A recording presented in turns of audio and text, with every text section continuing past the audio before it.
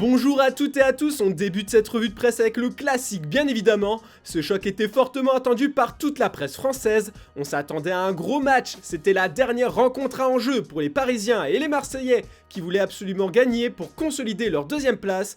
Vraiment pas classique, titre l'équipe ce lundi. Cette confrontation a déçu la majorité des médias de l'Hexagone. Sans briller, le PSG a battu 2-1 l'OM. Ce duel était à l'image de l'ambiance vide. Les supporters du club de la capitale ont une nouvelle fois choisi de boycotter le parc. Un classico qui cloche, s'exclame la Provence. Après le match, Pablo Longoria a poussé un gros coup de gueule contre l'arbitrage. Pour le journal marseillais et le président de l'OM, le résultat est encore plus frustrant car un pénalty a été généreusement accordé au leader du championnat. D'ailleurs, le Parisien nous rappelle ce matin que Paris est tout proche de remporter son 10e titre de champion.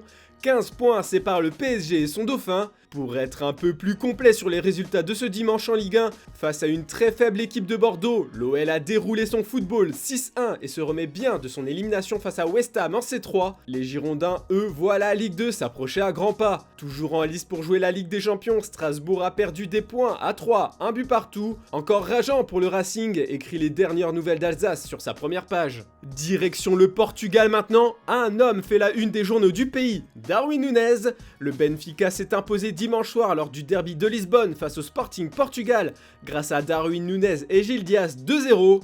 Darwin apprivoise le Lyon au titre record. Cette victoire leur permet de revenir à 6 points de leur adversaire du soir et de la deuxième place. C'est un cri d'honneur pour le journal Abola. Le Sporting dit peut-être au revoir à tous ses espoirs de titre cette saison. Après avoir vu Porto torpiller Portimonense 7-0 plus tôt dans le week-end, les Leoes comptent 9 points de retard sur les Dragoes à 4 journées de la fin. Clairement, pour Ojogo, le Benfica a énormément aidé les Dragons de Porto ce week-end.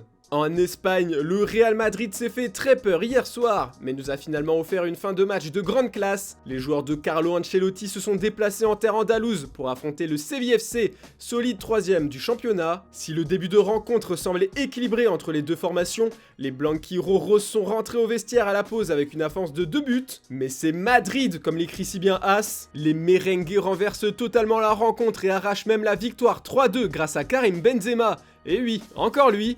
Bombé le torse, titre Marca, le Real Madrid prend 15 points d'avance provisoirement sur la deuxième place et se rapproche un peu plus de son 305e sacre en Liga. Du côté de Séville, on ne peut qu'être déçu. Malgré une très bonne saison, les Andalous disent adieu à leurs espoirs de sacre. Et puis bon débarras, peut-on lire sur la première page d'Estadio Deportivo. La presse anglaise s'enflamme ce lundi matin pour les Blues de Chelsea. Sous le beau soleil londonien de Wembley, les Blues se sont hissés en finale de la FA Cup grâce à leur victoire face aux Eagles de Patrick Vieira 2-0. Avengers, rassemblement en titre The Sun ce matin, en référence aux justiciers de Marvel. Les joueurs de Thomas Tuchel vont devoir être forts, ensemble, soudés pour battre Liverpool en finale. Après de nombreuses finales perdues à Wembley, Mason Mount veut mettre un terme à sa malédiction.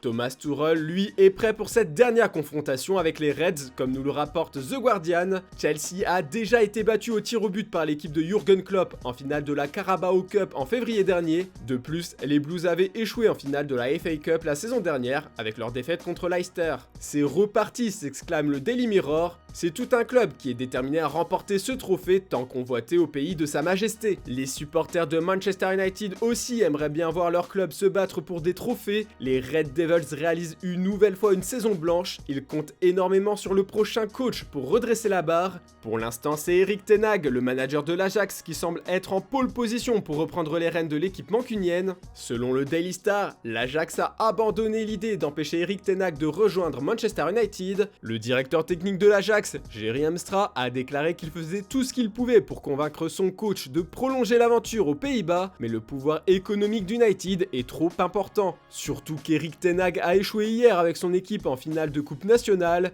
Le PSV Eindhoven a renversé l'Ajax 2-1 pour s'offrir un trophée qu'ils n'ont pas soulevé depuis 10 ans. Une défaite qui aurait énormément fait réfléchir la cible des Red Devils d'après Voetbal International. Selon ESPN, la confirmation officielle de la nomination du néerlandais pourrait intervenir dès fin avril. Voilà, c'est tout pour ce lundi. Ne ratez pas le JT Foot Mercato en fin de journée.